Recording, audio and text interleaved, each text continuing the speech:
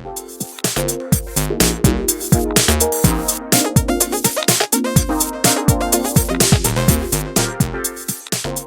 and welcome to Super Switch Headz, the premier Nintendo podcast on all of the internet. My name is Patrick Knisley. My name is Matthew Stoner. My name is David Howe, and boy, oh boy, we got a very special guest with us on this evening. Ladies and gentlemen, Cina Saffary joins the show. How you doing, Cina? Pretty good. How's everybody doing after this terrible week? Yeah, we're working our way through it emotionally. Exhausted. Same. Oh, wait, are you talking about the terrible week that happened because of the power outages in Texas, or the terrible week we all had because Matt kept throwing us off the side in Mario 3D World? I thought that part was fun. Ruined my week. Patrick, are you referring to the winter storm in Texas or me throwing you in Mario 3D World? Yes. Yeah, good answer. Yeah. Oh, yeah. It's been a rough week. Obviously, we talked all about it on our special episode, but still, today is Monday, and it was hard to work. Yeah. Yeah. Totally. Just pretend like nothing happened and get back on it. We are back though, and this is the episode we were going to do last week when we were going to record like the day that everybody lost power. But now we're back, so we're a little late talking about Super Mario 3D World and Bowser's Fury. But that's why we have Cina on. We're very excited. I'm very excited to have you on, Cina, and talk about this game because Bowser's Fury, man, what a great game. That's right. We're going to talk about Super Mario 3D World plus Bowser's Fury. We're going to talk about lots of news items that have to do with old games and remasters and remakes and stuff. A lot of old games. There was the Direct, which we already talked about, but we'll just bring up again. There's Pokémon event coming up. There's a bunch of old games that we're going to talk about. It's funny. Like I really feel like that. And then a couple of adaptations that we'll talk about too. Some movies and series coming. I guess all series that we're going to talk about, but some sales numbers because we always talk about sales numbers. Yeah. So we already kind of covered our shitty weeks. We all have power now, obviously. How are we on water? We all have water now. You have water, Cina? I have water, just not hot water. Oh yeah, that's rough. But they just lifted the boil notice today. So in your house? In most of Austin. Oh, okay. Yeah, there's a map you can look at. I'll link you guys. Cheers, after. David. Don't forget to hydrate. Cheers. Yeah, absolutely. Cheers, buddy. We're a video podcast now, so we do visual gags. So this is kind of an odd week. Like I do want to say this, like in terms of shout outs and news, we may have missed some stuff. We all were dealing with some other issues. So we did a stream of 3D World that was going to be just days before this episode originally. That was a lot of fun. A lot of people came by, and thanks to everybody who stopped by on either YouTube or Facebook. I wish I had a great list to rattle off, but I didn't have time to put that together. But thanks to everybody for coming by. That was a lot of fun. It was a blast. And Matt threw us all off the side. And and one person that did come by was DCD, who said he knew where the star was on that one level where Matt kept where we had a lot of trouble. That moving platform level, if y'all may recall that one. Oh yeah, that was a tough one. Yeah. And then we also did our special episode, and we also did our last episode. Full episode was on music distribution. And so some of these quick shout outs are people mentioning that stuff. Celeste mentioned Beanie Babies at McDonald's because David, you talked about that. Which teeny Beanie Babies, which brought Summer and Kyle into the discussion too, because we were talking about Princess Diana Beanie Baby. That was good stuff. Steve Irwin was offended by your spam comments, David. And then Austin says that reverse mermaid should be a sex position, which I think is great. Definitely should be. All tail, y'all decided. I like that. And if you have no idea what we're talking about, that's because you haven't been listening to our episodes. So go back. They're all on Spotify or YouTube. Check them out. And quick shout out to Handle on Twitter, who sent us a nice DM. And another listener of the podcast on Twitter, Shade, was talking about how they're playing through Odyssey during this horrible frozen week in Austin. And what while the rest of us were playing Bowser's Fury, I guess. But A couple more shout outs too is Carosetta, part of the Switch Headz community. He has a Twitch stream where he mods some Game Boys. So he was streaming a modification of taking a screen from a 3DS, I think, and making an awesome Game Boy Advance. So that was pretty cool. He was streaming for a couple hours. Nice. yeah, so we love to interact with our listeners. Obviously, we'd love for y'all to share our podcast. We'd love for y'all to leave a review somewhere. Send us a message. We're doing this video thing right now. We're trying some experimentation. So let us know what y'all think about that. Give us some grace as we figure this stuff out. And we're also adding a listener question segment to the show. So send us listener questions. If you have a question you want to hear us answer, serious or silly, we'd love it. Yeah. And with that, Let's call that section serious or silly. We love it. serious or silly, we love it. Y'all ready to get into the news and rumors for the week? Let's do it. So the big thing obviously was the Nintendo Direct. First big Nintendo Direct on February 17th, while we were all trying to get power and water, but it happened. We talked all about it in our special episode, so we won't go over that in great detail. But Cina, did you get a chance to watch the Direct? I did. I watched it. It was like, as soon as I got power, I just like chilled and laid in bed. I thought I was like going to go watch the Direct immediately, but I was just so wiped out. So I slept on it. And then the next morning I watched the Direct. But I really also wanted to play 3D World and Bowser's Fury. So I like watched it at double speed. Nice. But yeah, it was cool. It's good to have Directs back again. Yeah, that's the same day we got those pins, right? No, that was the day before. Okay, so yeah, that's when you were at your friend's house. We got the pins. Got them though. The standouts to me, Project Triangle Strategy looks pretty cool. Yeah. I need to get the demo. I just don't know that I'm ready to like learn all these complicated mechanics just yet. But I'm excited by what I saw. Also, Skyward Sword. Looking forward to playing that again with button controls. Hell yeah, me too. I never beat that one. I got pretty far, and then it sounds like a lot of people also never beat it. But yeah, I need to go back and play that, finish it. This a little bit of an admission here. I haven't beaten most Zelda games. I always get like really far and then either watch somebody else beat it or just kind of forget to beat it. Like Wind Waker, for instance. I've never completed Wind Waker, but Skyward Sword is actually one of the few Zeldas that I've actually beaten all the way through, and it's worth it. It's got a really good ending, so I hope you get there this time. Nice. And David, I don't think we got a chance to talk about your predictions. Oh yeah, because we talked about the Direct and the storm so long, we forgot about that. Yeah, well, David made some specific predictions about the Direct. Did you get any of them right? You said you were going to get some right. Well, I predicted 13, and then at the end of my predictions, I predicted that I would get 5 out of the 13 correct, and that's exactly how many correct I got from the predictions. Nice. The ones that I got right were I said next Smash character, thinking Crash, so I'm not counting that. Obviously, we knew there was going to be a Smash character, but I predicted Mario Golf, a segment on Apex Legends, a segment on Bravely Default 2 that'll be way too long and people will complain. They had that whole trailer after the Direct that was like way too in depth, and then another demo, so I'm counting that one.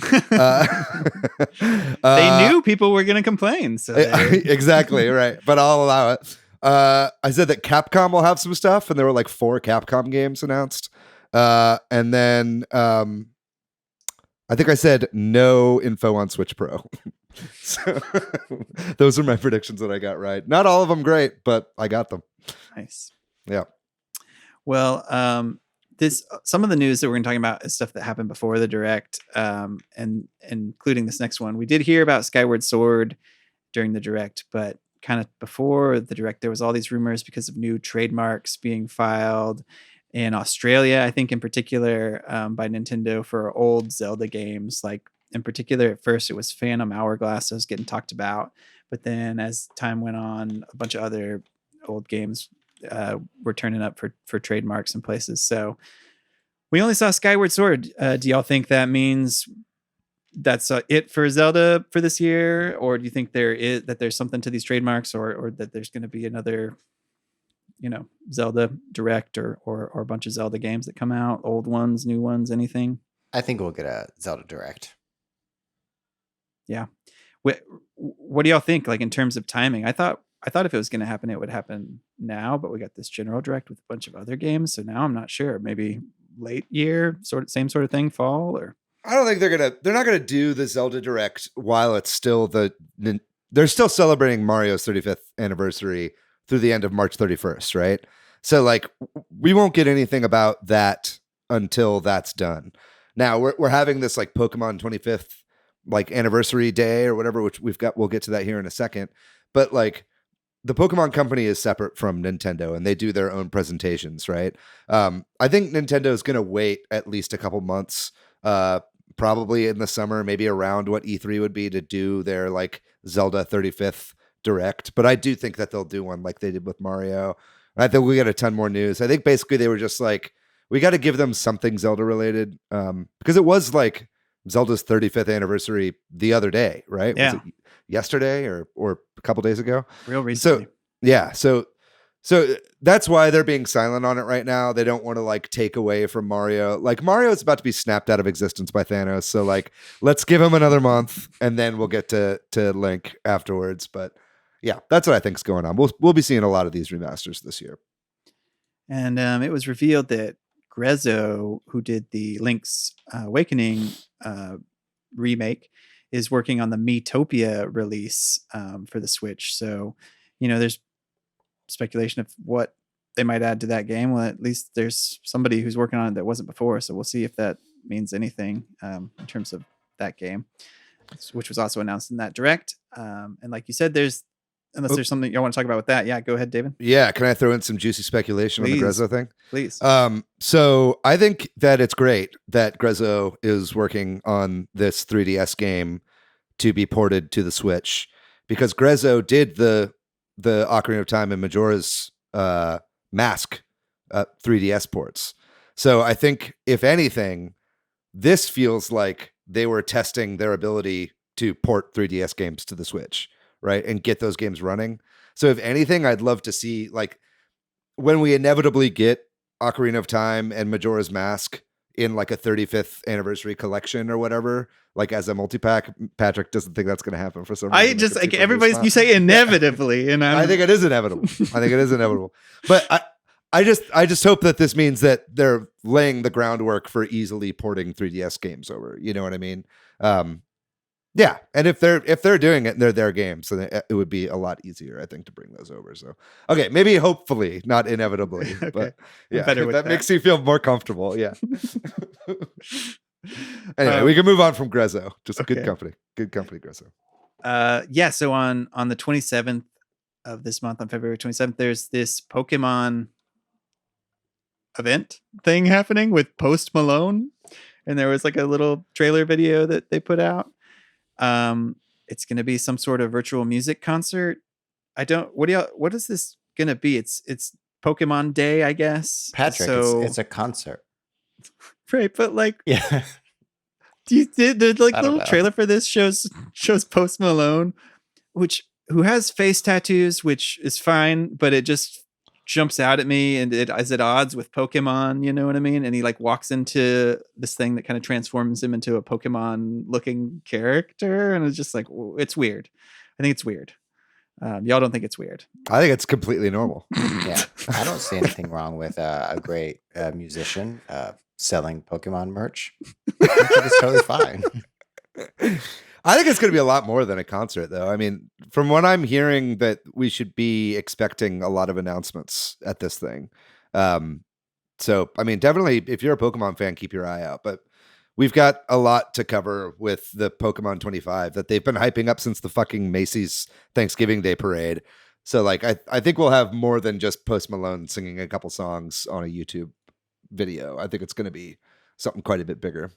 I'm hoping for some remakes. Yeah. And along with that, I'll be hosting a stream over in Discord. So if you are interested in joining the rest of the Switch Heads, join our Discord and then hop in the chat with everyone. So I'll be streaming it right there with everyone. Bring your face tattoos.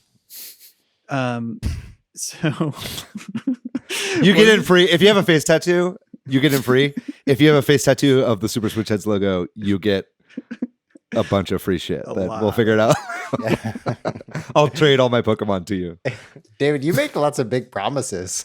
I will eat my Pokemon on stream. The Direct didn't have any like sort of update for Nintendo Switch Online, which I think a lot of people were kind of hoping for or expecting.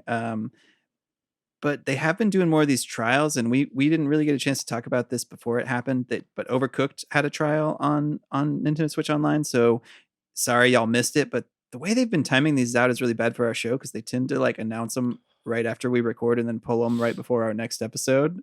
So they're like usually a week-long trials, but there've been more and more of these, so that's a good thing, I think. But I wonder if this is in lieu of adding something that they're like, we'll do more free game trials. I don't know. Any thoughts on any of that from anybody? No. Nah. A game that I was not really familiar with is likely leaked for the Switch. Star Wars Republic Commando, which was I think an Xbox game from the mid 2000s, a shooter. There's been I guess Aspire, who did all the other Star Wars ports, right, for the Switch, is listed as a publisher for this, and so looks like that's coming to the Switch, according to some stuff that people found on the Nintendo servers. This is one of our old games we're talking about here. Yeah, this is what I was almost certain, because we heard this leak a while ago. I was almost certain that whenever Star Wars stuff started popping up in the event, it was going to be Republic Commando. And then it turned into that weird free-to-play game. But yeah, Aspire, they did the Racer, Star Wars Racer, and they did the Jedi Knight and Jedi Academy. And it's being...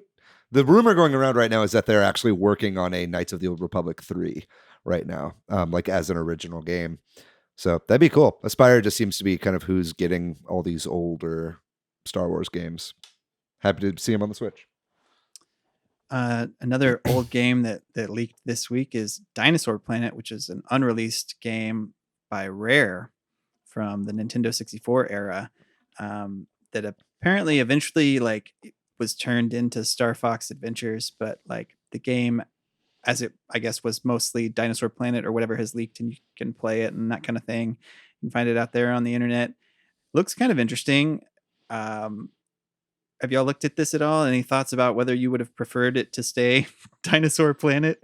Apparently there's like story out there that, I guess it was Miyamoto that kind of like pushed them to shift that game into being the Star Fox game.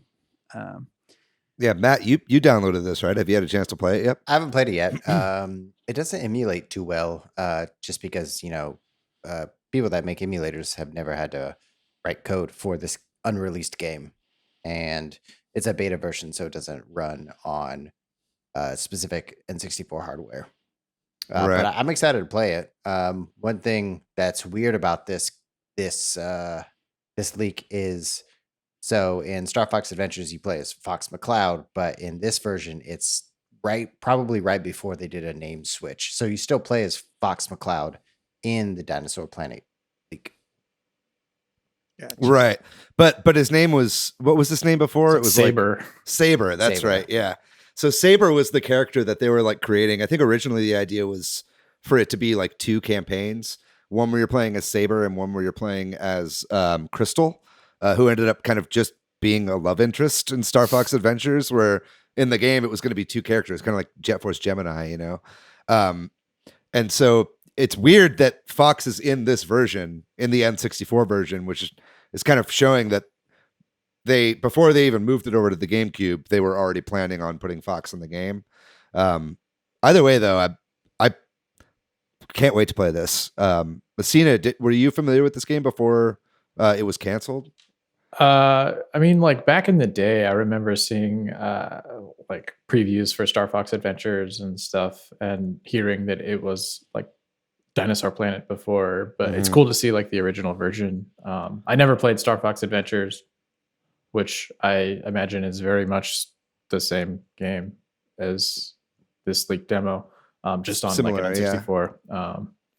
Yeah, But they added a lot of stuff. They added like R-Wing missions oh, and they and some other segments as well. Like originally the game, because I was hyped for this game before it was even Star Fox Adventures. Like back in the N64 days, I was a big Nintendo Power reader, and they previewed this game pretty extensively because it was the next big Rare game, you know, and Yeah. it was like their Zelda, right? And I was really pumped for it, and then you know I was excited when Star Fox Adventures came out, but I was also kind of bummed because it meant that it killed Dinosaur Planet, you know. Mm. Yeah, so I'm excited to play this, and I really hope that and I'm sure it'll happen because the fan base is super fired up over this right now. But I really hope that modders like can, you know, like change it back to Saber. You know what I mean? Like, because I'm sure his file is in there. If this is like an almost finished version of the game and it's just like a simple swap right now to like put Fox in there, I'm sure they could like find his character model or maybe even like make the game playable or runnable on emulators or even like, you know, finish it depending on how far the actual beta goes. Yeah. So that'd be a really cool community project if somebody could get that finished. I'd love to play that. It apparently runs on flash cards. So if you have like an EverDrive 64 or something like that, you can play it. Nice. But It's a I don't crazy have one of those. month for N64 rare leaks. Yeah. Right? It really is. Yeah. Like this one wasn't a hack or anything. I think this one was like bought from a collector. Yeah, it was on like a CDR Yeah. from some guy in Sweden or something like that. You guys ever try to just ram CDRs into your N64 and see what happens? Contrary to popular belief, it doesn't work. Okay, well, I'll stop trying then. I really, David, you and I were talking about this maybe over the weekend, is that hopefully we get a leak of Conquer before it became Conquer's Bad Fur Day. Yeah, Conquer 12 Tails, I think it was called, or something like that. But yeah, that I'd love to play. That it's like those are one of the two like big holy grail Nintendo betas I'd love to get my hands on. Conquer, Earthbound 64. If we're talking N64 games, that was apparently 65% complete, something like that, maybe even more. And then also, I'd love to see Donkey Kong Racing for the GameCube. Yeah. Because that was apparently almost finished as well. So let's go for another Hail Mary ask. Let's get Star Fox Grand Prix. Yeah, I know that's fucking real. Okay, retro. Come on. The old games that are being remade or leaked continue here. Diablo 2 Resurrected was announced. I think that there's been a lot of rumors about that, but it's coming to the Switch and it's going to have crossplay, so that's pretty cool. And then just the day we're recording this, at least on Twitter, Tony Hawk tweeted out that he heard that Crash was coming to other platforms. And what about his game? And Nintendo of America responded with the eye emoji. So I think, David, I don't know if I did that right. Your speculation about this coming real soon. Yeah, I just thought it was weird that they announced Crash. Like Crash came out after Tony Hawk, and then they announced that it's coming to Switch before Tony Hawk, and it felt a little weird to me. So maybe they did it just so they could have some weird Twitter drama. Yeah, this is all manufactured. Yeah, put those tinfoil hats on. Anyway, I'll take it, man. I've been waiting for this to come to Switch. I've been buying it on other consoles for that reason. And then president of Nintendo Furukawa did an interview in the Japanese publication Nikkei that we talk about sometimes, and he talked there about, in particular, the translation that we're getting and the news we're getting is about the acquisition of Next Level Games, which is one of Nintendo's very few acquisitions they've done recently, and kind of asked about that and said that their strategy isn't to just acquire a bunch of companies, but really only looking for things that could help them with quality and improve what Nintendo's doing. So, we talked about why did they do it or what does this mean, and that at least that's their public answer there, right? Like that. What do y'all think that means? Like, what is the value that Next Level brings to Nintendo that they don't already have, or they don't? Is it regional? Is it the they fucking best looking game on the Switch? You know what I mean? Like, I feel that comment is more shade towards Microsoft and Sony, who are blindly, maybe not blindly, but just trying to capture more of the market by acquiring development studios. Yeah, that's probably true too. They're like, we don't even need to do that most of the time. Yeah, we got Mario. We only need to do it when production is going super slowly on Metroid Prime 4. And they need help from somebody close in the same time zone. Yeah. Well, we'll move on then. So there's been a couple of TV adaptations that have been announced over the last couple of weeks, including a Last of Us series coming to HBO, and in particular, Pedro Pascal is going to be Joel, and I forget the actress's name from Game of Thrones. That's, Bella Ramsey. Bella Ramsey. That's right. The like fiery young queen from Game of Thrones. Yeah, she played Lyanna Mormont. That's right. Yeah. Sorry, I make it a habit not to remember anyone's names from that show since the 8th season burned me so much. Any of the characters? I just pretend like I wasn't ever a fan. I'm like, no, I'm just kidding. No, that's really great casting. You guys agree with that? I agree. Yeah. Yeah. There was like a rumor going around before, like the day that was announced that Mahershala Ali was playing Joel, which would have also been cool. But Pedro Pascal, man, I'm cool with that, man. He's a great actor. Really is.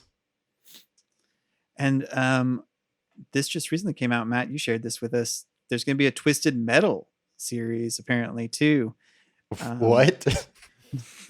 So I love this. Yeah. Wait, why are you pretending like this is the first time you've heard this? Well, you're the one that told me. I'm not saying what to Patrick. I'm just saying how do you make a TV show out of Twisted Metal? Yeah.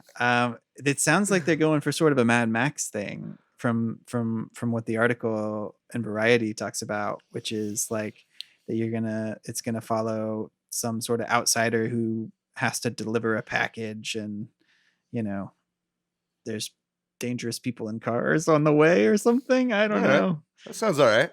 Yeah. And I would watch Sweet Tooth. Yeah, I would watch a TV show that's just a car chase over and over again.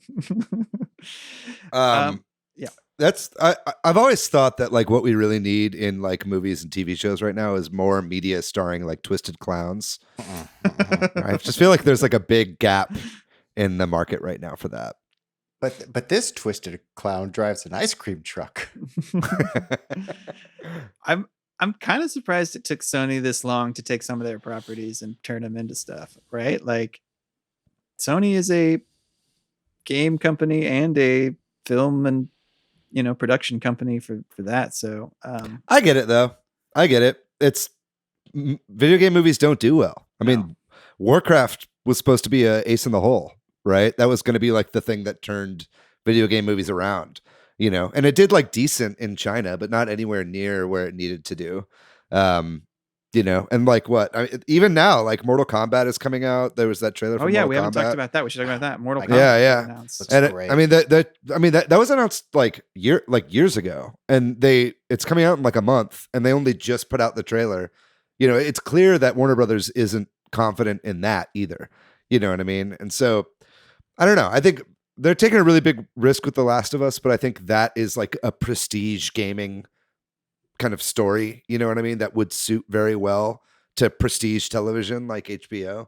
So I think that seems like it would work really well. And we could talk more about this later, but I think that, I wish them a lot of luck. I mean, Twisted Metal would be really cool too, but like The Last of Us makes more sense. Yeah. Last of Us makes a bit more sense, I think. Yeah. Also, not really like a gaming movie, but related to our Discord. The Tom and Jerry movie's coming out real soon. Fuck that, man. That looks terrible. It's like faux 2D, 3D. Fuck that. I'm not watching that shit. I'll watch it. I don't care. All right. You watch it, and if it's really good, I'll eat my 3DS. Do y'all want to talk about what happened with Cyberpunk and this hack that that happened as well. Like apparently some of their data got hacked and somebody sold it and tried to like get them to stop them from selling it by, ransoming it, but CD Projekt Red didn't care, and so they sold a bunch of like code for Cyberpunk and The Witcher and stuff. Sounds like a side mission in Cyberpunk. They just can't stay out of the news. Yeah. Yeah, I don't know what else to say about it, because it's Change your passwords, Cyberpunk employees or CD Projekt Red employees. The January NPD numbers came out. That's sales in the US of video game hardware and software. And, sometimes they don't have digital sales for companies, especially like Nintendo doesn't provide that information. So it's physical often when we're talking about Nintendo, but the numbers are huge. Every time we talk about these numbers, it's crazy. Like video games are doing better than ever. Nintendo's doing better than ever. Like the hardware sales are like way over what they were last year at this time, and the Switch is having the best selling January since like the Wii, and that kind of stuff. So like we're looking at this January being better than the last 10 or whatever. It's pretty nuts for games in general, and PlayStation selling well, obviously, and stuff like that too. So good time to be a hardware seller in video game space. Good time to be a hardware. And Super Mario 3D World, we only really know the Japanese numbers, went to number 1 in Japan for the first week it was out there. So selling well there. I'm sure it's gonna be another million seller for Nintendo, way up there. We'll see where it lands, but I hope they add stuff to Skyward Sword like they did with Mario 3D World. I hope there's more to Skyward Sword to justify the $60 price than, like, if they did all this for Mario 3D World, it would be really nice if they would add something onto that as well to get more people to buy into it. They didn't put it in the title, and they've already shown us the box art, and it just says HD instead of deluxe or anything. So all right, well, man can. We can hope that there's at least like a little mission or something, but I'm not sure. Maybe just cut back on the dowsing. Yeah, I'd guess that they just have like quality of life improvements and like control improvements and stuff. But I want Tingle's Fury. Tingle's pissed. God Killer Tingle. Okay. With that, we'll take a real short break and we'll get all into Super Mario 3D World plus Bowser's Fury.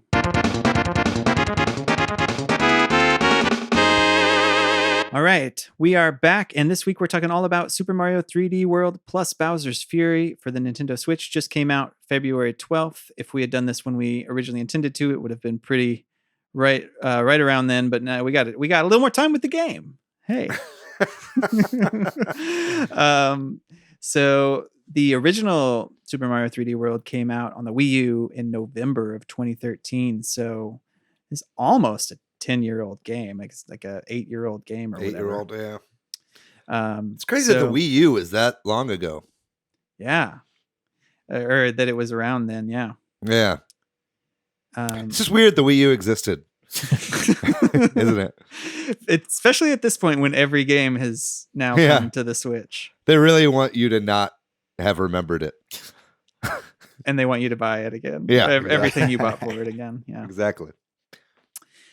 So I know David and Matthew, y'all played 3D World on the Wii U. Cina, did you have a Wii U? And did you? I didn't have one. Yeah. So I never played this originally. Me either. Yeah. I also wanted to say this, like, I feel like on this, the three of us, especially like on this podcast, we have, maybe our Nintendo blind spots. Like we aren't huge Pokemon fans, but I think we're all pretty big Mario fans and 3D Mario fans. And I know that all three of y'all, I haven't done this yet, and we'll get to why a little bit later, have already like beaten Bowser's Fury, right? Like 100% completed it. Yeah. Yeah. So I think, Bowser's Fury is so great. I'm excited to talk about that, but I guess we got to talk about 3D World first. Yeah, right? you say, oh no, we got to talk about 3D World, but 3D It's World is a good great too. game. It's good too. Yeah, I would say it's great. It is great. I would say on a school grading, it's over a C. I have a real hard time with the school grading. My brain Yeah. wants to think of IGN 10s like when we were doing that last time. Yeah. But anyway, I'm weird. What am I talking about? Okay, 3D World. How If you don't understand that, listen to our last episode. How are we? How do we feel about 3D World? We all four of us got to play it together. We have a stream of that. You can go check that out, listener, if you want to. That was a lot of fun. It's a lot of fun to play 4-player. That's the only time I've played 4-player when we 4 did it. Yeah, same. Have you been playing alone otherwise, or with anybody otherwise, or? Let's go with Cina. I've been playing it alone. I've played through most of 3D World now. I think I'm at World 7. Nice. And so Worlds 1 through 6 I've 100%ed so far. Nice. Okay. So when you beat a level, if you don't get all the green stars, do you immediately go back? Grind it until I get everything. I'm weird. I'm doing a thing because I played the game through by myself and pretty much 100%ed it twice on Wii U, like back in the day. I love this game. At first I didn't like it as much, or I didn't like it as much because I wanted it to be like an Odyssey style game, right? Or like a Mario 64 style hub world sort of thing, more open. But then the more I played it, I would always get really hooked because I love 2D Mario, and it's just like really is like a perfect blend of 2D Mario tropes and 3D Mario kind of level design, right? Yeah. So I've played it through on my own a number of times. So right now I'm kind of taking it a little slower. I played some with you guys. I'm playing with Sasha right now. And I think my plan is basically to play through the game with Sasha, and then any outstanding like green stars or stamps that I need, I'll go back and get on my own, right? And like that's when I'll play by myself. But it is so much fun to play, and it's the quality improvements that they've made with it make it worth playing again, I think. Do you agree with that, Matthew, or how are you playing at this time, and how does it compare to playing on the Wii U? Or are you only playing Bowser's Fury? Yeah, I've been playing Bowser's Fury almost always. And then I bought 3D World primarily to play multiplayer. Similar to David, I 100%ed it, but I don't intend to 100% it again. But just overall, 3D What World. are you, chicken? Yeah, I'm a huge chicken. Yeah, the McFly flaw doesn't work on me. You can't call me a chicken and want me to fight you. Have you played Fire Emblem 3 Houses yet? Chicken. Fuck you, dude. It's a great game. What you guys just said. It's a perfect blend of 2D and 3D Mario. Yeah. I think 3D World is probably up there, probably top 5 Mario games to me. Just the movement. Overall Mario games. Yeah, the movement is so fluid, and some of the power-ups are super fun. And then multiplayer is just an added aspect that I really love. Yeah. Did you guys play 3D Land? No. Oh, I never did. Is that similar? Is that also the 2D, 3D?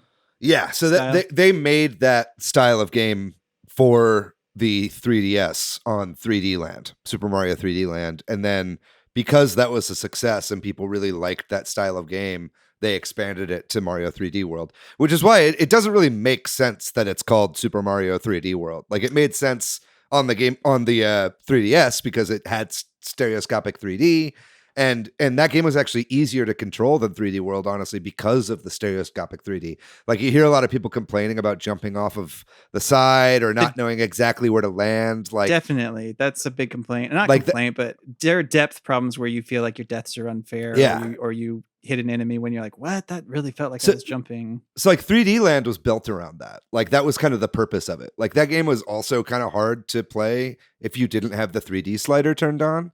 But if you did have the 3D slider turned on, it made all your precision so much better. It was like one of the best showcases of 3D on the 3DS, honestly. And they had puzzles that like purposefully played with it, where you would like, it would be turned off and then turn on, and you would see like where gaps in the kind of, I forget what's the painter who did all the stairs that go into each other. MC Escher. Yeah, MC Escher-esque levels, you know what I mean?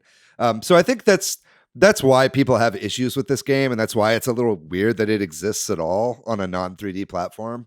But yeah, I just wanted to put it out there. If you enjoyed this game, you would also really like Mario 3D Land. Great stuff. Yeah, it's a weird mix of 3D and 2D too. Like I think, if you haven't paid close attention to this game, but you like, it's kind of hard to explain. It's like you're going through a 2D level, but they're 3D, but it's 3D, like it's just different and unique. And at first I was kind of unsure about it too, but I like it. And I think once you kind of accept that, you can just enjoy it, right? Like it almost reminds me of a Mario beat 'em up, where it's like those are like, and there are sections in Mario 3D World where it's like 2D sections, but you could still go forward and backwards in the plane. And in that sense, it really reminds me of a beat 'em up, where it's like you've got that kind of movement this way if you want to do it, but you don't have to necessarily. So yeah, it's very, very strange, but it works. Yeah, and it's got a really good variety of like levels and stuff, and I think that's one of the reasons it really works in my experience so far. Which is I haven't 100%ed it or even beat it or anything, but like it just seems like they do a good job with mixing up each level and giving you some unique challenges and the Captain Toad levels, and then those sort of like I don't know what you call them, speed run green star levels and stuff like that. Have you been playing with your son? Yeah, and we'll talk more about this. I think he is the kind of gamer who just wants to beat a level and move on, and so that makes it hard for me because I'm like, but you're pulling me past that green star, and then we also then bump up to against the problem of like, see, I told you we had to get green stars. Now we're at this thing and it says we need 130 and we only have 80 or whatever. You know what I mean? And then he's like, okay, I'm done playing this game. I don't want to go back. He doesn't want to go back and like redo all the levels to get green stars. So yeah, we haven't been playing it as much. And I'm like, maybe that's fine. Maybe I just need to play this by myself or whatever, So it didn't really work out that great. I didn't mean to bring that out of you. No, it's fine. It was a little bit of a bummer because I was like, this is going to be fun for us to play together. And then it didn't really gel. But at the same time, I'm like, I'm going to have fun playing it by myself. Yeah. I agree that if you're playing with someone who doesn't play those kinds of games very often, that I could see how it's frustrating for people that are less experienced in platforming games, right? Because like, especially with the camera, like the camera is not generous. You know what I mean? When you're playing with other people, like if one person is trucking forward at a normal pace, the other person's kind of taking their time, like they'll get bubbled like immediately or just get pulled off the edge or just die. Or, you know what I mean? And so it's definitely not super user friendly for new players, which is a little unfortunate, but yeah, that's compounded even more when you play with more people. It gets even more chaotic, right? Right. I think when like the four of us are playing together, for example, we all are good enough and we all can kind of feel the pace and we all can like, you know what I mean? Like, but if when we're not actively being sabotaged, yeah. But if my son trucks forward and gets to a tricky part and he made me in a bubble, then we die. I feel frustrated. He feels frustrated. Right. You know what I mean? And it's like, you put me in that bubble. You know what I mean? Yeah, I think those are the type of mechanics where it feels when I'm playing 3D World, if there's any cons, it would be this. It would be that it does feel designed for a one-player experience with two or more player features where, the platforming supports 4 players, but it's just big enough that it supports it, but almost too small to where people fall off the level due to the depth issues. Right. Yeah, it's like the difficulty balancing that they did is just that it's harder to keep track of everything and it's easier for people to fuck you over on accident. 100%. Yeah, especially during like auto scroll levels. Yeah. Yeah, that's chaotic. That was like the first level we tried on stream. That is a big problem with this game, and I love this game, but it does like it can't make up its mind if it's meant to be a multiplayer or a single player game, it feels like. And I think that's a Mario problem. Like they've been struggling to like add multiplayer into Mario games, but keep Mario games the same. And you know what I mean? Don't you feel like this way? It's kind of the same in the new Soup games a little bit where you add people in and it's chaotic and that's kind of fun, but it's hard to play then. I don't know. Yeah, but I'd rather have that than some half-assed, Bowser's Fury with Bowser Jr. or Mario Mario Galaxy where you're a pointer. A You know what I pointer, mean? Yeah, it's like at least you can do it. You know, it's like there is fun in the chaos, right? Like for all the shit I'm giving Matt for being an absolute asshole, like like it was fun, like playing in that chaos. You know what I mean? And that was like the fact that that is part of the game. It kind of makes it fun. You just can't like take it too seriously. Yeah. You know what I mean? They're just different experiences to me. Like there's the single player experience and then there's the multiplayer experience, and you just get different things out of them completely. Yeah.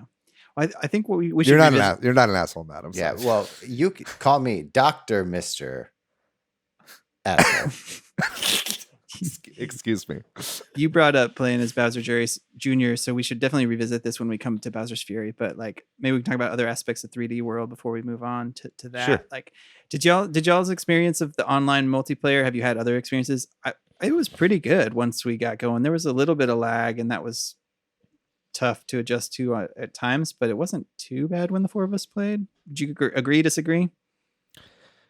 It's just Felt pretty good to me. Yeah, it was just a little bit laggy for me. Just like a couple milliseconds off that I felt when I was jumping. It was just off ever so slightly.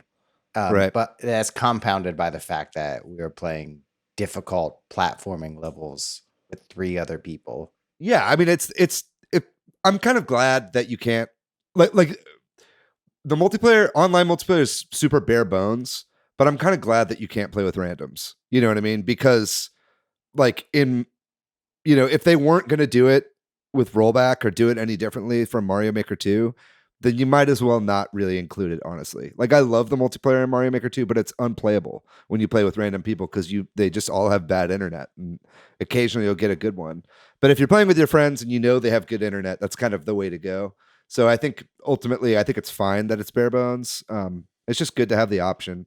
I really hope all games going forward that have online or that have multiplayer do this, because it seems like this was not too hard to do. It was unobtrusive. Looks like they didn't waste too much time on it, getting like a good matchmaking system or whatever. So I think that they should just keep doing this going forward.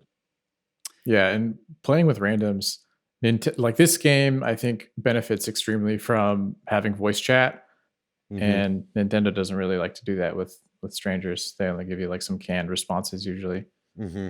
And then also the progression, they've made it such that only one person is progressing on their save file. So it would be weird to like join a game and not really get anything out of it. You can't communicate with the people. You can't. Yeah.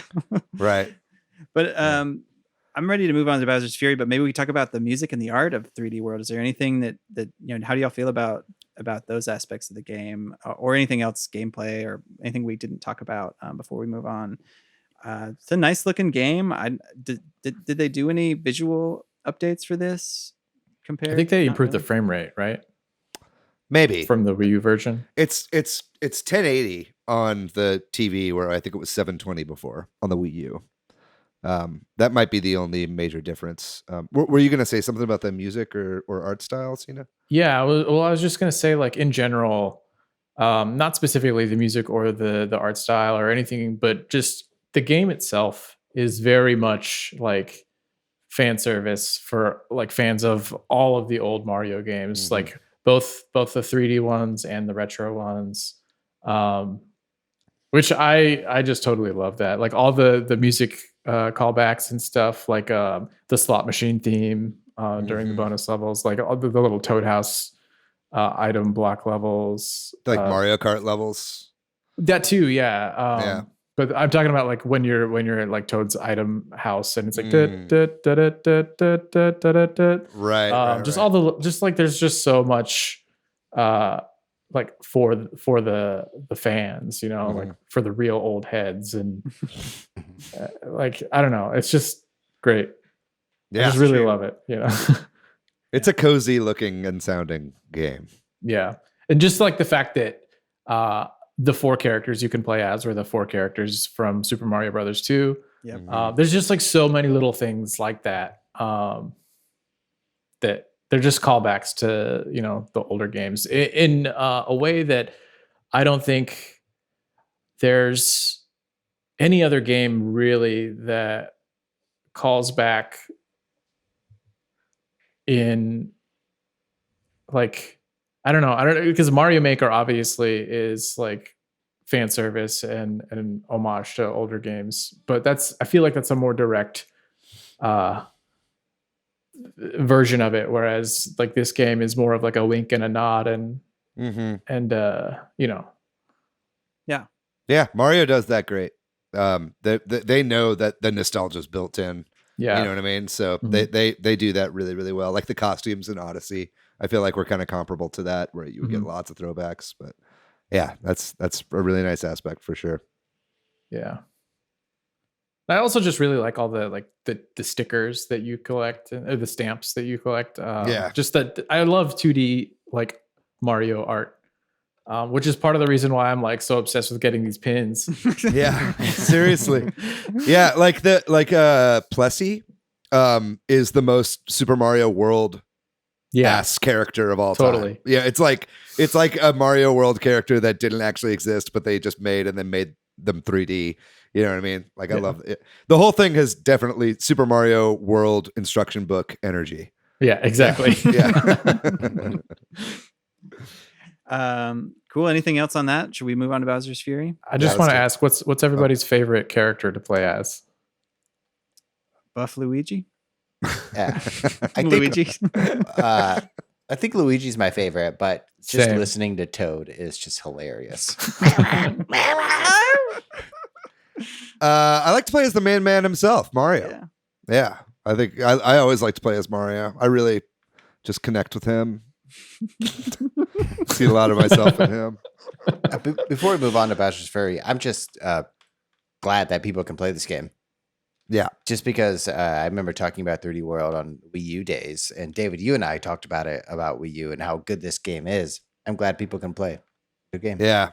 I'm glad to play it now because like I remember when it came out and not having a Wii U and being like, damn, this looks like fun. I want to play. But like I just didn't have one and I didn't feel like spending a whole hundreds of dollars to play it. So yeah. Well, wait until you poor bastards get to Champion Road at the end of the game. Just give me a call when you're done with that shit, because that is fucking hard. It's like that's probably the hardest Mario level I've ever played in my life. Yeah, you'll get there. Okay. Well, let's talk about Bowser's Fury. So Bowser's Fury is a fully 3D in actuality, sort of open world, several hour arguably experience. Be curious to hear y'all's thoughts on it, having all 100%ed it. But I love it. Like I have been playing this at night because I can't play it during the day because my son doesn't want to. We tried it, but it didn't really work out too. Same problem. That's that no, he didn't want to play as Bowser Jr., but it was too hard for him to play as Mario. Right. And that's that camera thing. The camera doesn't follow you when you're Bowser Jr., and so you feel like you're getting left behind and stuff. But we'll get into that maybe in a minute. But overall, big picture stuff, love this. I think it's so cool the way they've done a lot of stuff, which we'll get into. What do y'all think? I think right? In this, the format and the 3D Breath of the Wild-esque level design is just the future of what I hope we see in Odyssey 2 or whatever the next Mario game, 3D Mario game is. Yeah, it really feels like this could be one, like the Water World or something, you know what I mean? Or like, out of a 5 or 6 world Mario 3D game or something like that. Yeah, it feels like the Mario Odyssey format refined, right? Because the one thing that I kind of didn't like about Odyssey is that there were just moons just everywhere. You know what I mean? I like that there are moons everywhere, but like some you just like straight up you just see them and then go grab them. It's just kind of like, all right, I guess this is fun. You know what I mean? But it's like, you know, it didn't feel like Mario 64 where it's like you start the thing and like you have a goal and then you have to try really hard to get that goal. This felt more like that. It's like every single time you got one, it's because you actually like did a task really hard instead of just like stumbling across a moon, right? You got a cat shine because you actually like put in the work. Now some of them are super fucking easy, you know what I mean? And that's fine. It made the hard ones even sweeter when you like unlocked those. But I think that this is better than just kind of throwing a bunch all around the place. Like just gave it a little bit more structure it like kept the open world elements while feeling kind of almost like it had that Mario 64 level structure. Whenever you would come back, and it would have everything would be slightly changed. You know what I mean? I thought they Yeah. did that really, really well. Yeah, I agree with that. One of the problems, like when I did my replay of Mario 64, having been spoiled by playing Mario Odyssey and having it not restart your progress every time you like try to go for a new moon, or for a new star with Mario 64, like that got to be a bit grating on me because I would have to like decide, okay, well, I can easily pick up this star now, but I'm already halfway through like You have the 50 coins progress. or Yeah, whatever. exactly. Yeah. Exactly. And so like, which one should I get? You know, like, because I know I'm gonna have to do this exact same work all over again. So like, I think you're right in that Bowser's Fury is like the happy middle ground between those two, where like you don't necessarily have to restart your progress on your way to getting another moon, but it's like it doesn't like devalue the getting a cat shine, because there's just cat shines all over the place. Mhm. Yeah, and sort of similarly, what I really like about it is, I don't know, like it's just a fun open space, so that if I do fall off of something and I don't feel like I have to go right back up there, because I could just go to that Do other something area. else. Mhm. Right. Yeah, right, right. and I could just be like, I feel like I've been playing it and just jumping around for fun, because it's like Yeah. the movement in it is so satisfying, and all the power-ups are fun, and just like riding Plessy is fun, that like I Mhm. might just pop over here for a minute and just jump around and get this power up and mess around for a minute and then get to that shine, you know what I mean, or Yeah. whatever. Mhm. Like there's, so it doesn't feel like you said in 64, where you're like, all right, I'm on a mission, like I'm just having fun playing it, and you know what I mean, Right. like, and then I'll be like, oh Yeah. wait, I almost have all these in this area, let me find which one I'm missing or something. You Yeah. know? Right. Yeah, I think that they really solved, because we're talking about this as kind of a blend between Mario 64 and Mario Odyssey, right? And I feel like they solved both games' pacing issues with this format, right? Like you were saying, Mario 64, beating one, not knowing if you should go all the way through because you'll have to like wait and then go back in and start all over again with your coin count, or Mario Odyssey, where it's just like so expansive that you get lost and then you kind of like run out of shit to do unless you like really explore and try to find stuff. Like this, I thought was a great middle ground. I found myself playing it differently also in handheld versus playing it on the TV. Like when I played it on the TV, I just like couldn't put it down, right? Like I kept being like drawn on to the next cat shine. I would always be like, oh, well, I'm so close. You know, I'll beat this and I can see the other one over there. I'll just go straight to that afterwards. But then when I was playing handheld, I found that I was able to like play it, you know, just I was playing it a lot when we didn't have power. You know, like I had my Switch charged up when we lost power. So I had like a full battery of Switch that I would like play in tiny little bursts, like to like spread it out throughout like the multiple days of no power. And so I would just pick it up and do like 2 or 3 cat shines and be like, great, put it down, and then like pick it up a little bit later. And that felt like a totally natural way to play it as well. So I just thought if both of those methods to play like felt satisfying, then they must have done something really, really right with the pacing and the structure of the world. So I give them props for that for sure. I've been playing it mostly in handheld, and I've also been playing it a fair amount at night when like my wife's watching a show that I'm casually interested in, Mhm. and it's super great for that too, because like I don't know, there's, you know, I can just look up at the screen, there's no risk of anything terrible happening, right? Like Right. and like I can just swim around or whatever, Unless you like- get captivated by the show and then Bowser, like giant Bowser, comes out and totally stomps on you. but it's like there's no, and you know, they don't have lives in this either, which is another complaint I have about 3D World, but it's an old game and they didn't patch that out, which is fine. But like they've finally, like it's clear they've moved past lives, and I'm thankful for that, because it's hard. I feel like the life system is just hard for people to get into a game. You're asking them, you're giving them more frustration with having to continue and then get and lose their progress and stuff like that. It's particularly stupid in multiplayer. Yeah. Yep. Anyway, I welcome. lost my train of thought there, whatever I was ripping on. But Matt, do you have any thoughts about it? I think, you know, generally, the way that I played this was I went from world, collect all of the cat shrines, and then got all of them, and then moved on to the next one.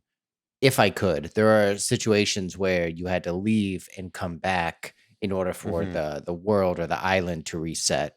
So only I was frustrated a little bit that I had to like leave and come back. I just couldn't do it all in once, or I had to die on purpose in order for it to reload. But I think generally, the pacing, what y'all have said, is just so good. Where you climb, it's the same structure on all the islands. You climb to get the tower first. At some point, you unlock the helicopter block, and then you get the key in order to unlock the cage with the cat shrine.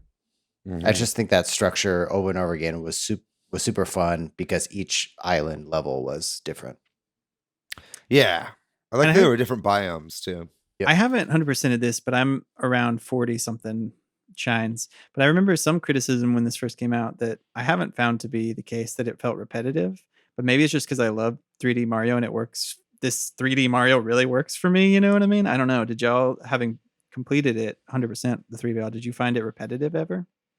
I did a little bit, but like I don't fault it too much for that. But I did like get that feeling a bit. Not necessarily in the like structure, like Matt was saying, with every world having like the same, essentially the same missions that you're doing, just in different settings.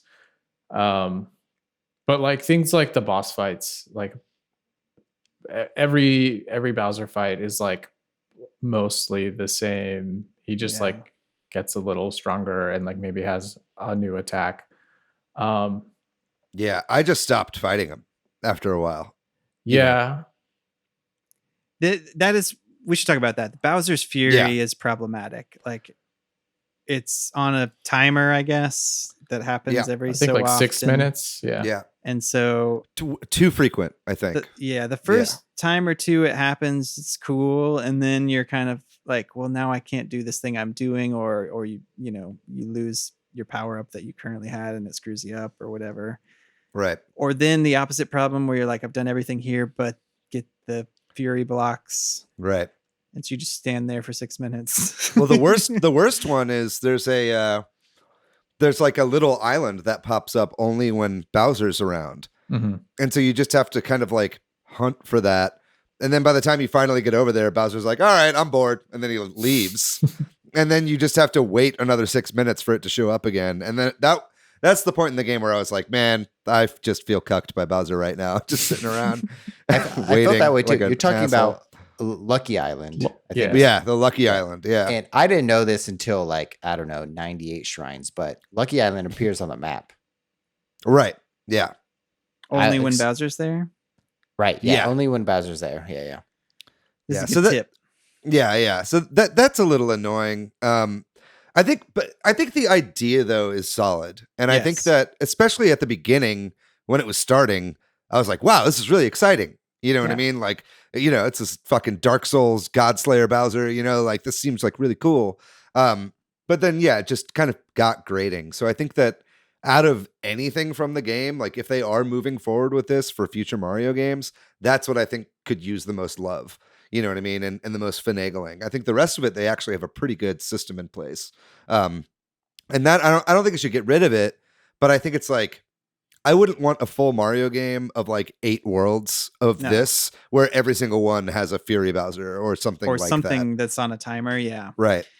I think that I agree. Like it's cool to fight him, and like Cina said, it gets repetitive. It'd be cool if they used platforming on that large scale. If like, cause you jump on the little islands and stuff. It'd be cool if there was something about that you could do, or like if you could interact with that environment more. Like if giant blocks showed up over the islands and you could jump on top of the towers and stuff and hit them. Yeah. That like if there was more platforming in it, or like Cina kind of was hinting at, maybe other ways. Like each time to progress, you had to do something different that, like you can pick up his blocks if you're not a cat Mario and throw them at him.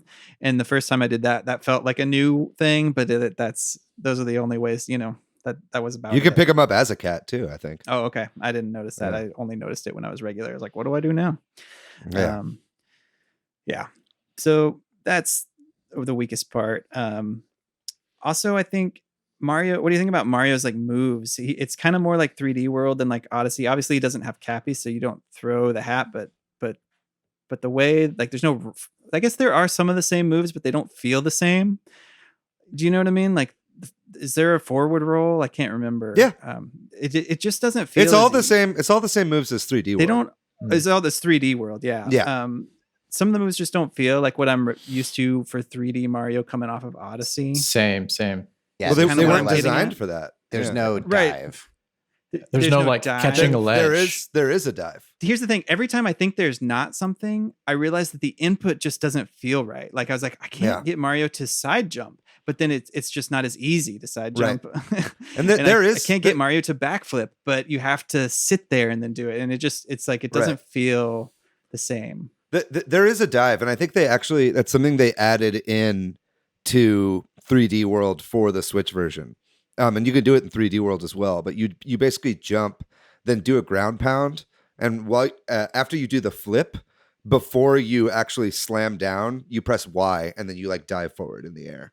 Oh, I see. It's Okay. like, yeah, it's a little bit of like new tech that they added into this game. It helps for like if you wall jump off the top of a wall and then you do the flip and the dive, you can like make it up sometimes. I just want to press one button to dive. Yeah. David. I guess. Well, I think but that was what was so fun about Mario Odyssey. I thought like Yeah, exactly. was the no, but I mean like in Mario Odyssey you had the tech of like you jump and then and then you throw the hat and then you dive, you bounce off the hat and then you dive again.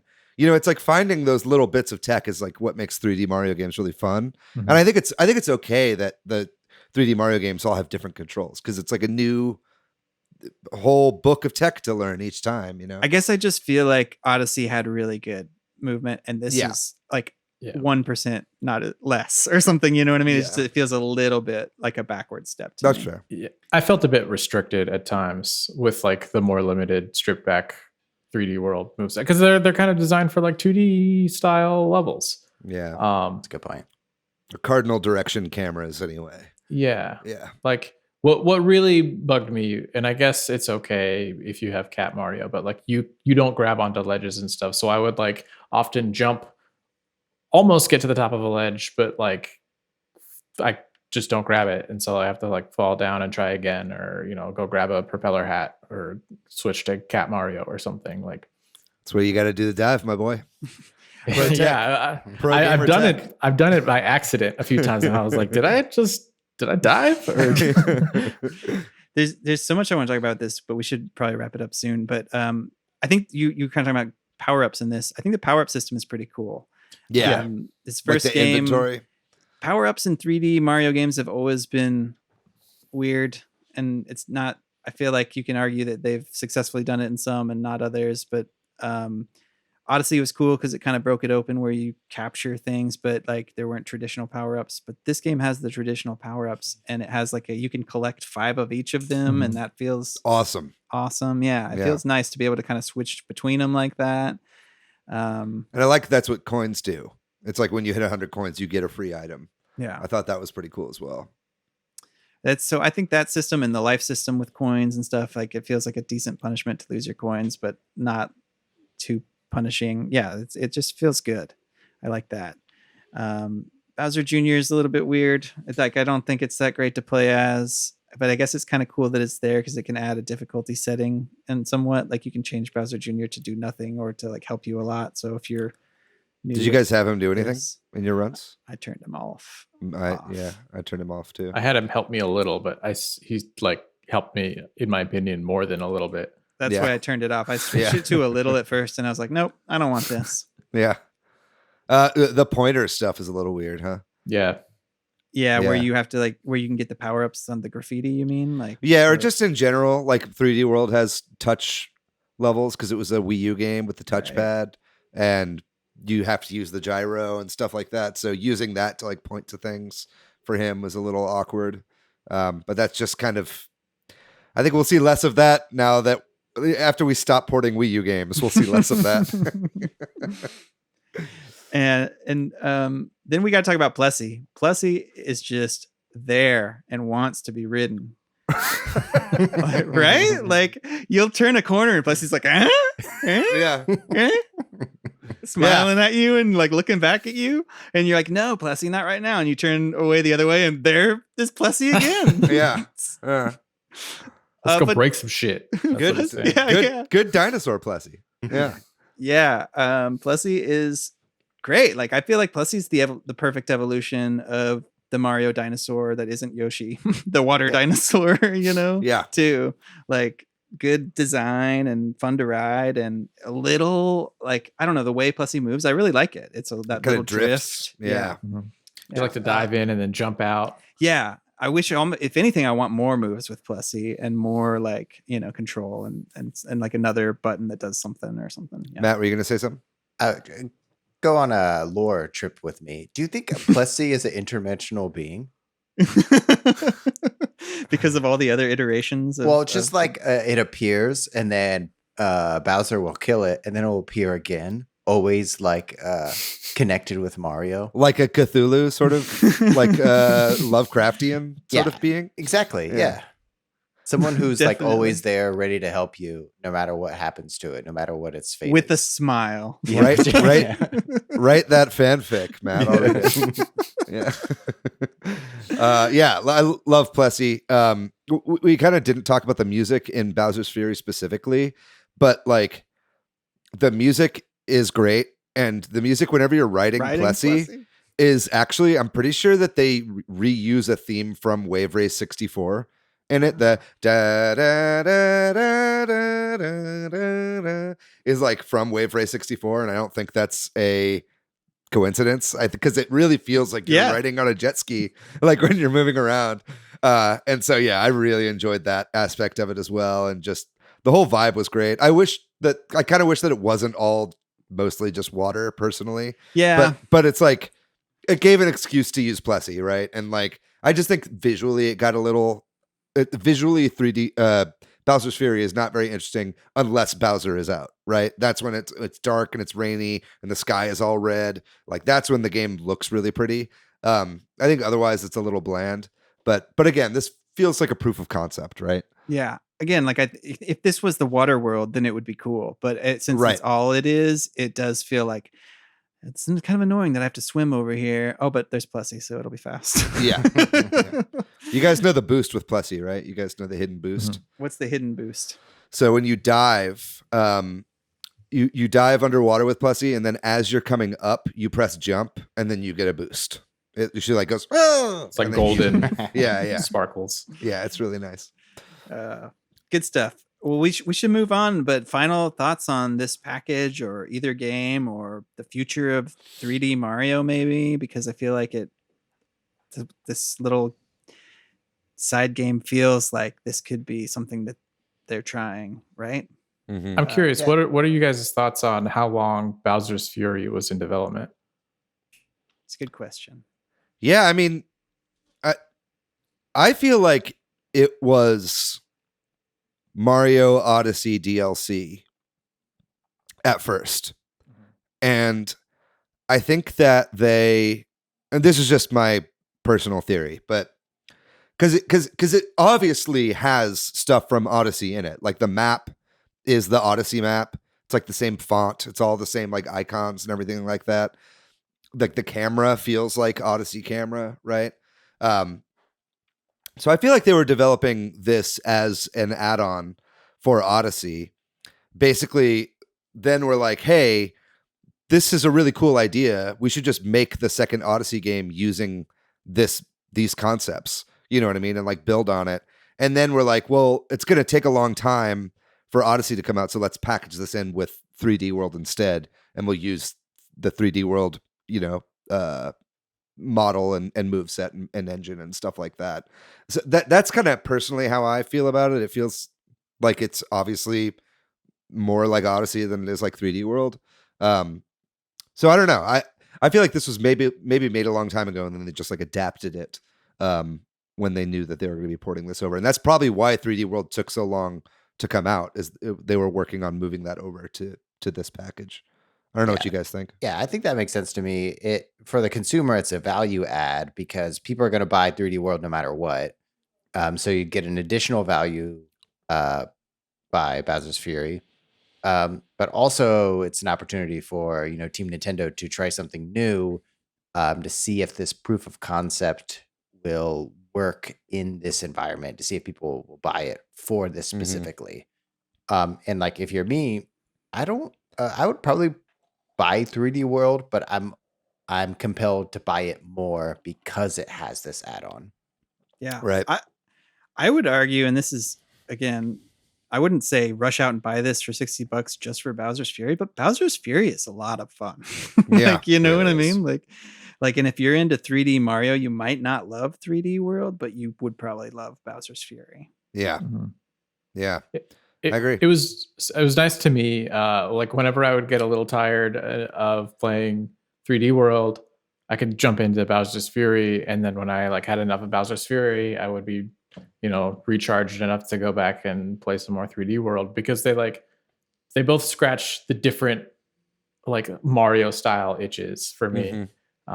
So it like makes it a nice like feedback loop of playing Mario. Yeah. Yeah. Yeah. It's working, man. And I really hope they keep this stuff for Odyssey 2. And to me, it would make sense that this was originally DLC moving on to that, especially, we know that Breath of the Wild 2 was originally going to be Breath of the Wild DLC. I think Aonuma said that. And they were like, hey, this is working really well. Let's expand it. Right. And so I feel like that's what's going on here. And I really hope that's the case. I just hope that they tweak the boss mechanic a little bit. Yeah. So I kind of feel like the reason that it gets to be repetitive, or like the bosses, the boss mechanic kind of it feels a little shoehorned, is because I don't really feel like they spent a ton of time developing this game. And so a lot of this stuff is to like sort of stretch out the gameplay and pad it a Right. bit. It might be. That makes sense to me. And that to me is why the structure is like you have these 5 missions at every world. One of them is going to be a Fury block, one of them is going to be like a key, so like the coin chase or whatever. Yeah, exactly. Like it's pretty quick, I think, for them. I feel like it takes the developers less time to like, okay, well, I know we're going to need this mission here, I just need to decide where we're going to put the key and like what things we're going to tweak about this world for this mission, as opposed to like coming up with 100, 120 like very different. Yeah, exactly. Yeah. So I kind of feel like they probably put Bowser's Fury together pretty quickly. Yeah. But it may have also started its life as like Odyssey DLC. But I kind of part of the reason that I don't necessarily think that it started as Odyssey DLC is because I feel like some of the levels are like, because it uses the 3D World moveset, the levels are designed around that. And so I don't know. Yeah. And the cat power up, yeah. Yeah. Feels really but I mean, obviously designed around that. But I mean, there's only a couple things that actually require the cat suit. It's like the cat suit really is just kind of easy mode for this because there's a lot of verticality, right? And so, but like all the stuff you can wall jump to get up or do like, good platforming or whatever, right? So it's, I don't know. I think it's a conglomeration of a lot of different stuff. I mean, I think there's a lot of the Blood Moon from Breath of the Wild in there's a lot of Bowser coming out. Totally. Like just Bowser in general gives me Calamity Ganon vibes, right? Yeah. Like, and that could even be something that maybe they're experimenting with the level structure and the way that stuff is laid out for an Odyssey 2, but they're experimenting with the boss structure for Breath of the Wild 2, right? So, I mean, I could see them trying out a couple different things here and just using it as kind of a way to gauge public interest in these mechanics and see what people think about them. But maybe, both sequels are too far along for them to be getting feedback now on it. But either way, I'm here for it. It's nice to have something fresh. Like this feels like fresh 3D Mario, which is really cool. It does. Yeah. For sure. To add, further on the discussions, kind of what you're talking about, Cina, is like, I do feel like Bowser was added to pad the gameplay a little bit more, but I also think the purpose of Bowser appearing every 6 minutes is I think it doesn't work out as intended or maybe as designed, is to push the player to capture the shrine rather than explore.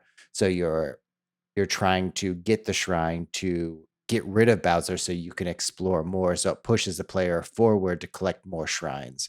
I think the frustration outweighs the push of the player to continue the gameplay. I don't know what y'all think about that. I could see that. I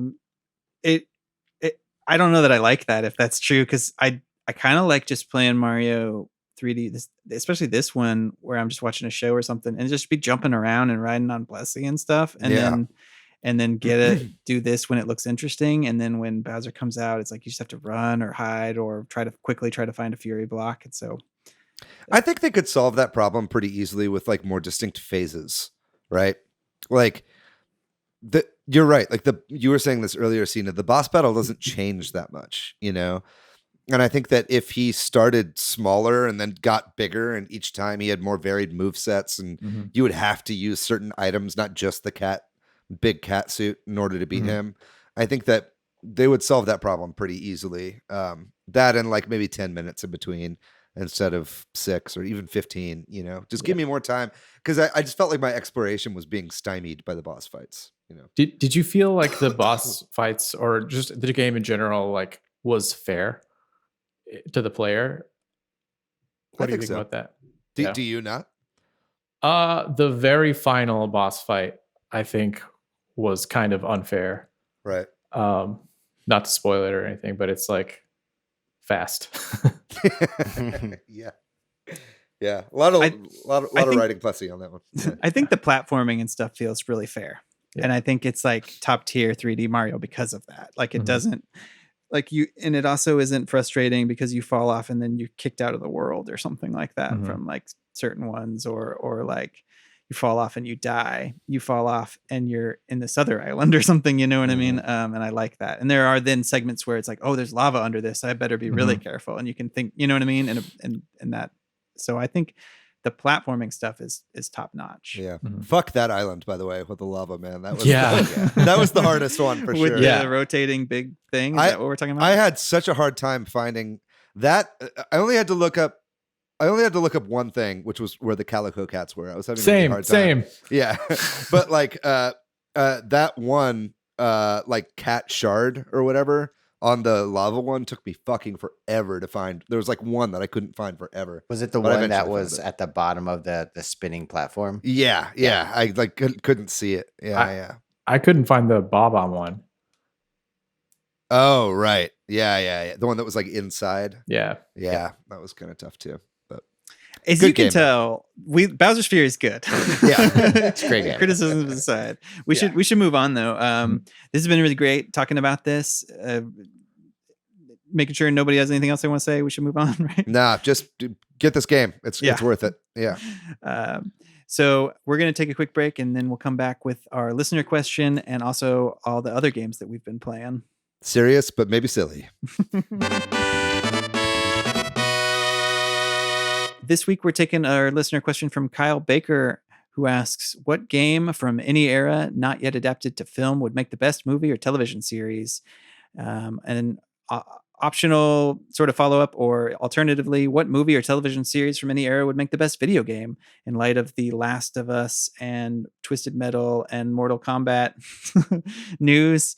Is there any game you want to see made into a movie or television series, or vice versa, y'all? I'll go first. And this might be cheating a little bit because it almost was a movie, but BioShock. A while ago, Gore Verbinski was going to adapt BioShock into a movie, and he actually got really far along in the process. So much so that I think he had a movie called what was it called? The Illness of Happiness or some shit like that. I forget what it's called. I remembered it recently and then I forgot. But that movie had like BioShock vibes almost. It was all like in a lab and like very like old school Art Deco.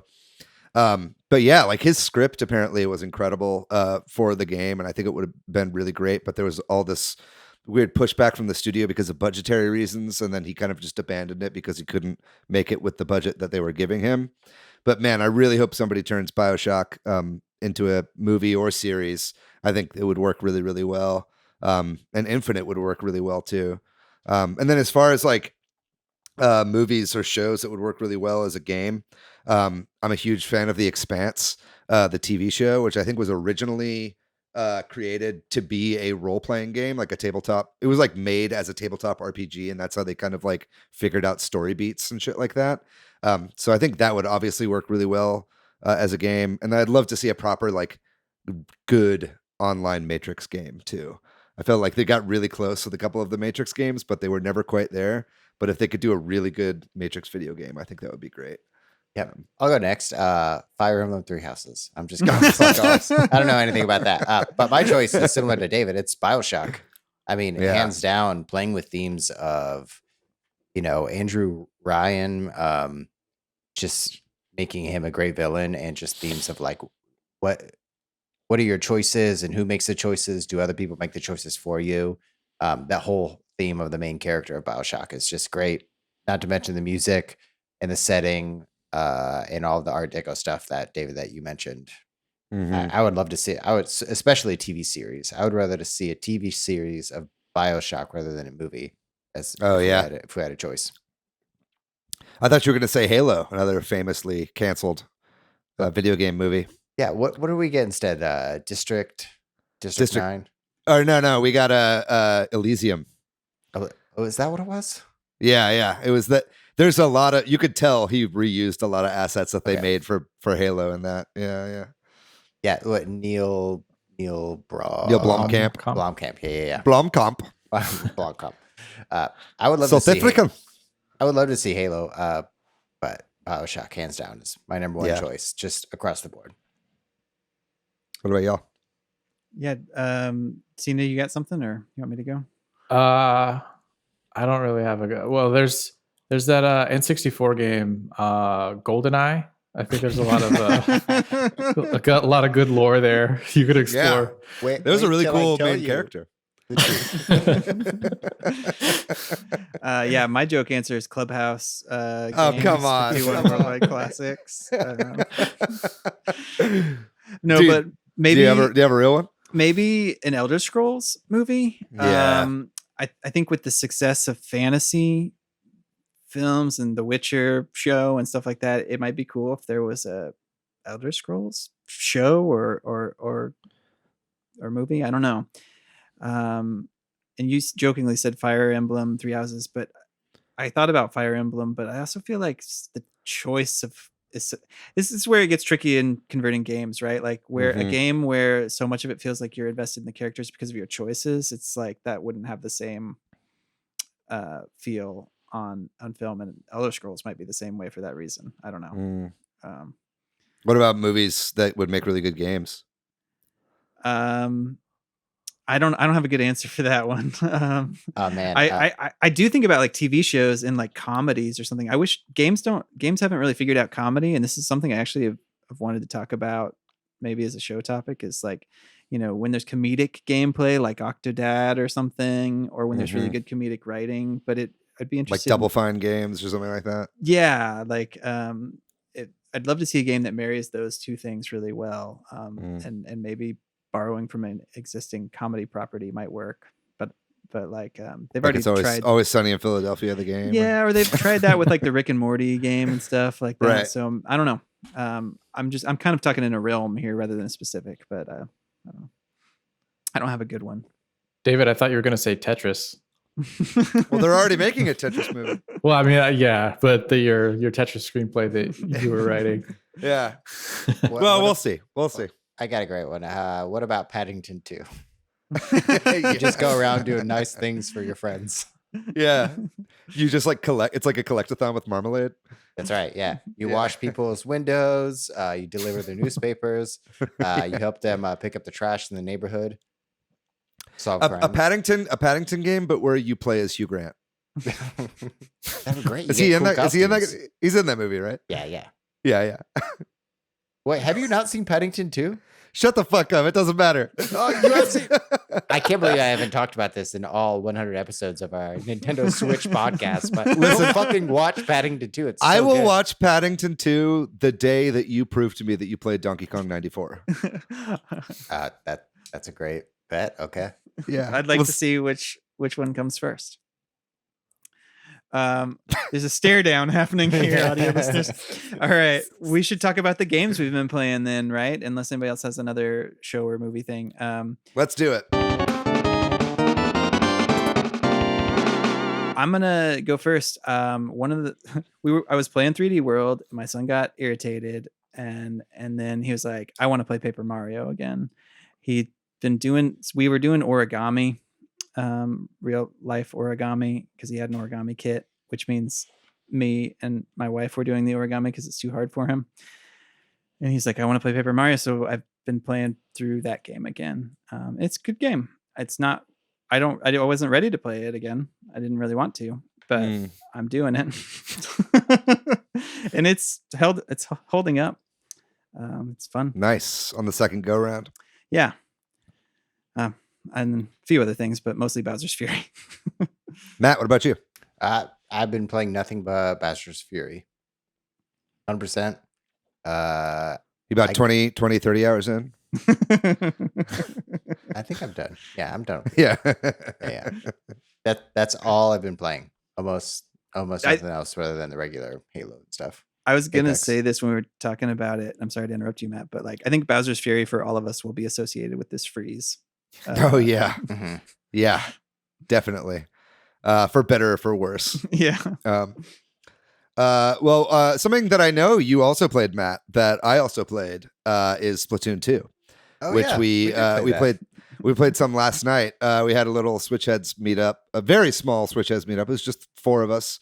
It was you, me, Steve Irwin, and Emma played. Not the famous Steve Irwin, but he just goes by Steve Irwin. Steve Irwin's dead, but not our Steve Irwin. But anyway, I'll stop going in that circle. But man, Splatoon still so fun. We played.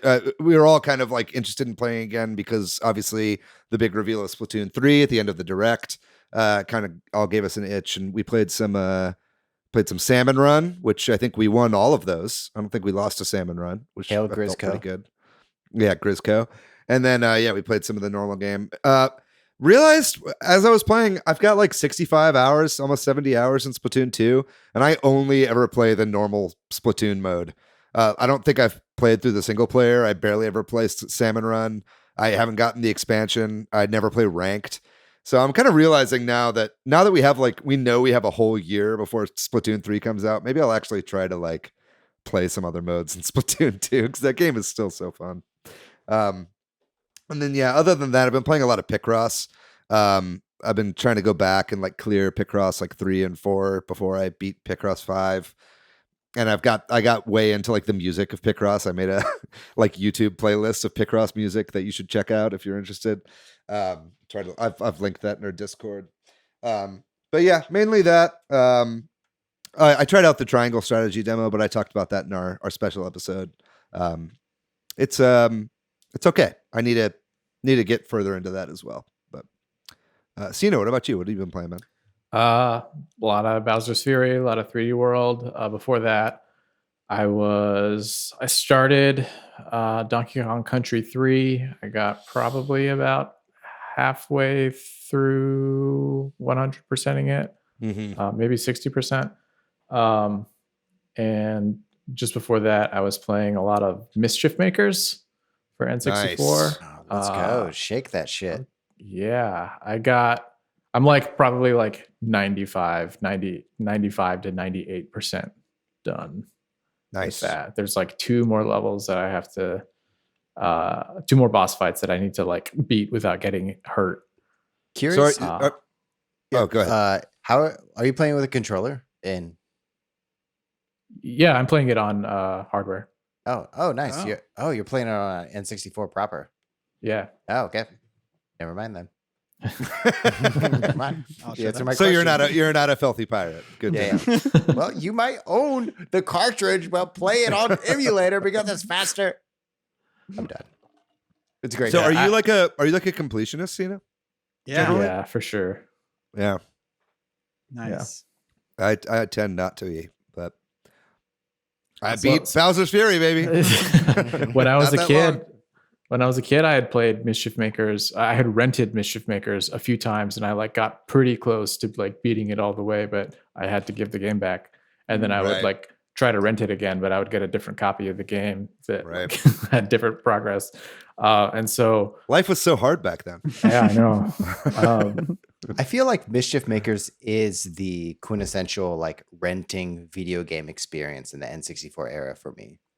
Yeah. Yeah, It was expand that, on that. Yeah, it was just that one game that I never owned, but I loved, but I rented it all the time. Mhm. I feel like Yeah. it was the essential N64 D-pad experience as well. It's like Yep. the only game that used the Yeah. D-pad. Yeah, that game ruled. I kind of going back to your question, Matt. Years ago, I had tried to like emulate it and play it, but it was like at the time I remember it being kind of unplayable on emulators.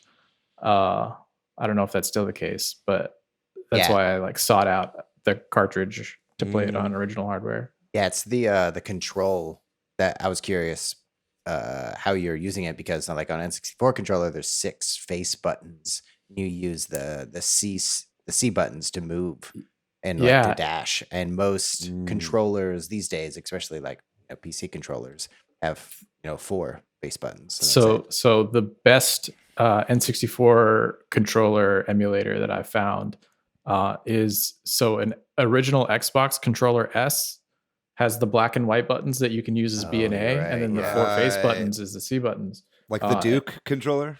No, not the Duke. The controller S, the more smaller svelte one. Yeah. Yeah. And so like the original Xbox controllers, they're basically USB cables inside the controller. So like if you cut the end off, you can like wire it up to a USB plug, and there are like some drivers that people made long ago. All right. I don't know if they're still around on like newer operating systems, but All right, but, like, Cyberpunk. yeah. Back in like 2006 or 7, that was like the best way to play Nice. N64 games on emulators. Very good. Well, that was a great sidebar there. And I think that's a great way for us to end, right? Oh, also, real quick, I should say, Cina and I also did play the game called Getting the Fucking Pins, and I think if I could just briefly break down the agony of getting these second wave of pins. I'll make this real fast because I know we're going long, but we were kind of in on this together. Like we had both just gotten power, or you were at a friend's house and I had just gotten power. I actually like called Nintendo because like it wasn't working. Basically, they figured out a new way to fuck it up. Like last time, you just like couldn't get payment through or whatever, and people were like not getting through and not getting their pins that way. This way, it would like only load like 5 or 7 or 1 or 4 of the missions that you needed to do it. And so it would never show the exact number that you needed, even if you had completed the required number of missions. And it took me hours, man. Like, I don't know. You had Cina, I think you maybe did some creative hacking of the website in order to get it to work eventually. Yeah, I just like got it to show me my code. And then I went to the Redeem store and put it in, and it worked. That's lucky. We were like on Discord. We were talking to each other, and you were like about to walk me through the process of doing that. Yeah. And then luckily, it like just worked all of a sudden. And I was like, oh, thank God, I don't have to like make Cina, who's at his friend's house, like on his friend's power, give me a whole tutorial in hacking Chrome. I was so when 2:00 hit, when they released the pin codes, I was on my phone. My laptop was actually at my other friend's house. So I had gone to one friend's house, dropped off my stuff to charge it, went to another friend's house who had hot water to go take a shower. So I was at the hot water house Yeah. on my phone trying to I was like, okay, I have all the missions, it's gonna be fine. Yeah. I can just do this on my phone, it'll be fine. And then Yeah. I load up the thing and it's like, you only have 2 out of 15 missions. I was like, what the hell? Yeah, exactly. Dude, whenever this was going down, so Robert and Jeremy, who've been on the show before, they stayed at my house because their house flooded and they had no power. And so whenever they showed up, I was like on the phone with Nintendo with one hand, with my other hand holding my laptop, like furiously refreshing while I'm like, hey guys, come on in. And like they haven't slept in hours. And then finally, when I got the pins, the direct started. So it was just like boom, boom, boom, boom, total chaos the entire day. But man, I made it out with those pins and I'm a happy man. What David, I can't believe you called them for one, and that the person knew how to help you. No, she didn't know how to. Oh, okay. Yeah. No. She actually had to ask me what was going on with the website in order. Like, she was helpful in that she was like not an asshole and kind. You know what I mean? But also like ultimately she was like, "There's nothing we can do." But I had seen somewhere on Twitter they're like, "I called Nintendo and they helped me," and so I was like, "Oh," because dude, I have to get these pins, man. If I ever have kids, this is gonna pay for their college tuition one day. It's just so fascinating to me. It's just, I work in a contact center, so it's like that call was probably like $30, however long you talk to them, which is more than the pins that you're trying to get. So it's just like a wash for Nintendo across the board. It's just their website issues for the pins. It's just wild. What are you gonna do? Yeah. Anyway, sorry. I had to get the pin story in before we ended the episode. Nice. Awesome. Well, that's our episode then. We're done. Thank you, Cina, so much for coming on and talking to us. Thanks for having me. Thanks to milkyway.co for doing our website. Check that out. Thanks to Corduroy for doing our music. If you're looking for me, Patrick, online, I am PDYX. Hey, I'm Matthew on Twitter, MATHYOU. I'm pretty much everywhere on the internet at Monolith Fiji. And what about you, Cina? Where can people find you online? You can find me on Twitter at 1000 Hertz. That's 1000HZ. Very good. There you go. If you'd like to find our show on social media, we are at Switch Headz on Twitter. We are at Super Switch Headz on Instagram and Facebook. We've got our website. You can go to switchheadz.com, superswitchheadz.com. They'll both take you there. And then, of course, you can always join our Facebook group or our Discord, both of which are very active communities with people who have similar interests to you. If you're listening to this, and you probably get along with most of them because it's non-toxic and a lot of fun. Ladies and gentlemen, that's going to do it for our show on Super Mario 3D World and Bowser's Fury. Thanks again to Cina for coming on. That was a total delight. And a reminder, if you haven't seen it yet, we did stream the game on our YouTube channel, so you can watch the VOD of that right now if you want to watch Matt be an absolute monster and destroy all his friends. It was super fun, and I'll never let you live that down. Ladies and gentlemen, we'll be back next week. We're not sure exactly what the episode's going to be. Maybe it'll be something on Pokemon if more than just Post Malone shows up on Saturday. We'll see. But if not, we'll have a great episode for you with a very special guest. We love you guys very much. We'll see you next week. Get vaccinated. Wear a mask. Bye-bye.